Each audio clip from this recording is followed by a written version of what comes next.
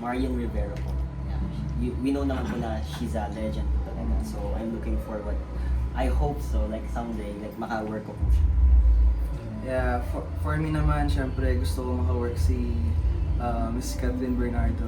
Talagang siya yung na-idolize ko talaga sa pagiging acting niya, kahit maging solo siya, kahit saan siyang acting genres talagang kaya niya. Oh, this is your first mall show together? Yes, Yes po. po. Oh, how does it feel at ano yung may papakita nyo this time? This time po.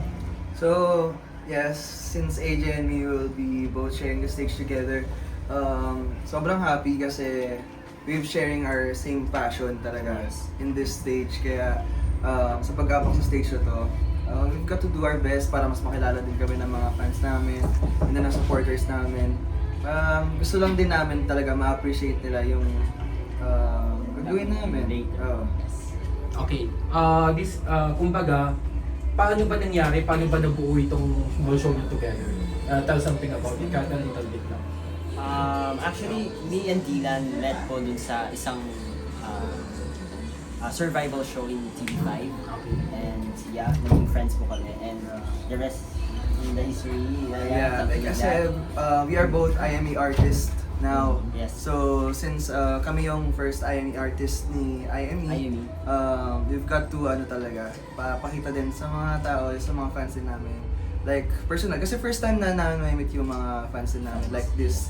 Kasi never pa din namin siya nagagawa before. Kaya we're excited to Show something performance to them. Okay, being a content creator in the industry, kasi doon kayo nagsimula ano yung learnings ninyo that you can share to us? Learnings, personally, yung time management po talaga.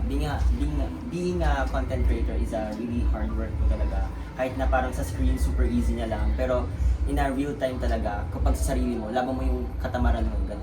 So parang super hirap niya po. So yung time management po yung need po talagang gawin in that way. yes, and How about syempre you? you need to be down to earth kahit saan ka mangyari, maging content creator ka, maging artist ka man, or kahit saan ka mapunta.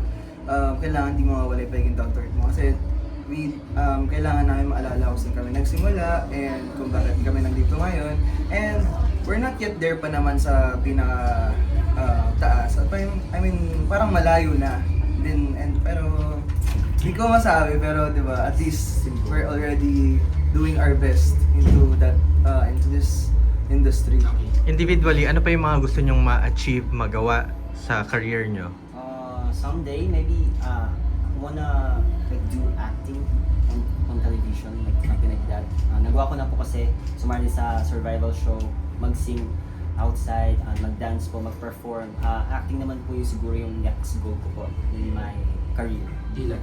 Yes, same as AJ, before talaga, ang content ko sa TikTok is acting. And yun yung acting is yung nagbibigay sa akin ng many views and viral contents. And I will be more happy if pupursue ko din siya into a bigger screen like that. Sa acting, sino-sino yung mga nilulook up to nyo na artista, babae at lalaki? Pwedeng veterans, pwedeng ka-age nyo. Ako po si Marian Rivera po. Yeah. We know naman po na she's a legend po talaga. So I'm looking forward. I hope so, like someday, like maka-work ko po siya. Yeah, for me naman, syempre gusto ko maka-work si Miss Catherine Bernardo. Talagang siya yung na-idolize ko talaga sa pagiging acting niya, kahit maging solo siya, kahit saan siyang acting genres talagang kaya niya. Sa lalaki naman, wait lang, Lalaki. sa lalaki naman. Sino ba? Sa'yo. Korean actor po, siguro. Like si Park Seo-joon. Mostly yun talagang ano mo, no? Image mo talaga. Korean. I'm a fan of a lot talaga. Korean actors. I love watching K-dramas. I love watching like studying different groups from Korea. And yun po lang yung parang pinoportray ko po sa sarili ko. Like, yes. For me, gusto ko, nilook up ko din si Bong Navarro.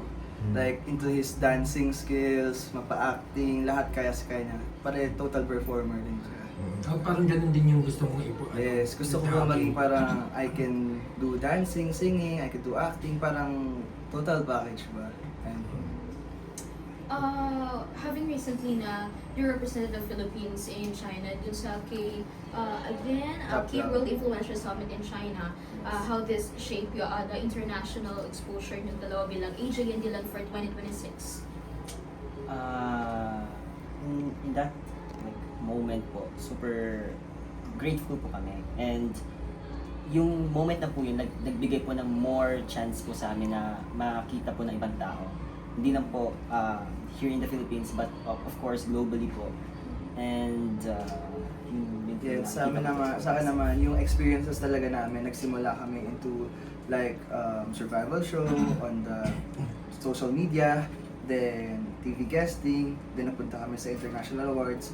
So that is a big opportunity for us talaga na ma-represent din yung Philippines sa global stage, kasi as someone na parang nag-start pa lang din, it's an honor talaga sa amin na maging part kami ng Top Cloud. And yung Top Cloud performances namin, hindi pa siya nare-release kasi mamaya namin siya i-perform. As in yun, sarili niyo yun. Yes, yung Top Cloud performance po namin is yung pinerform namin sa China na we will perform din. yes po. Later, abangan nyo guys. So ito ba ay music or Sa Dance and sing. Dance and Sing. Yes. Original song. original song? No po. no. Actually, yung vibe lang yung mga tao.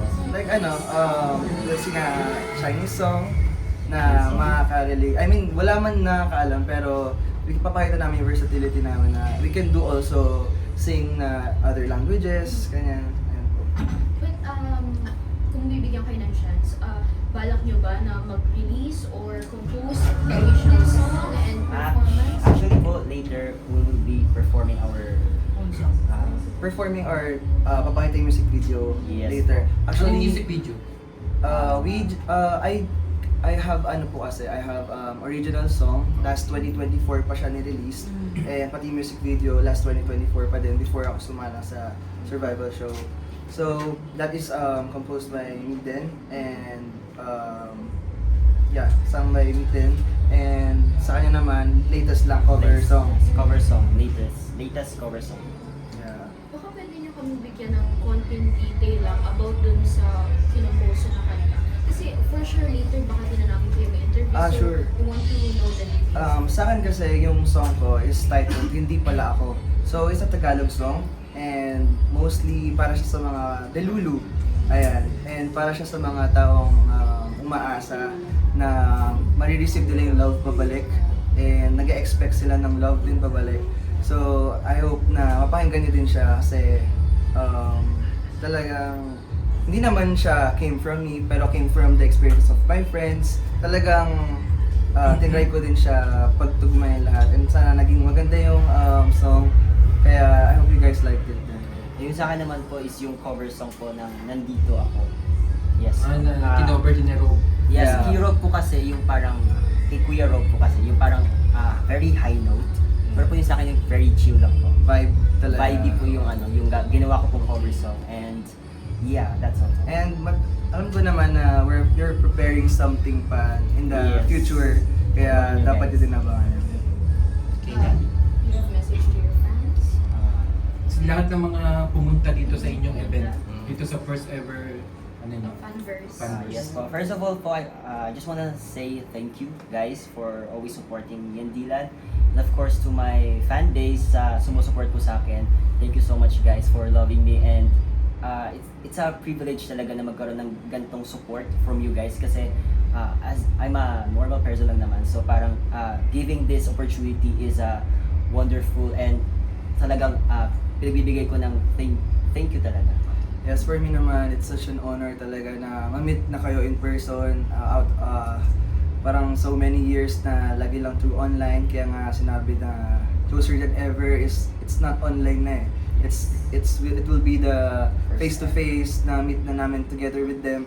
And yeah, sobrang grateful ako also to IME kasi sila yung dahilan kung bakit din nagkaroon kami ng ganitong event. And yes, parang kasi dati parang normal lang ako na tao na naglalakad lang, na nagtitingin lang ako sa mga events dito sa MOA, pero this time kami na yung mag-perform, so sobrang lalaking blessing yun. So thank you din kay Lord. Thank you. Thank you so much, guys. guys.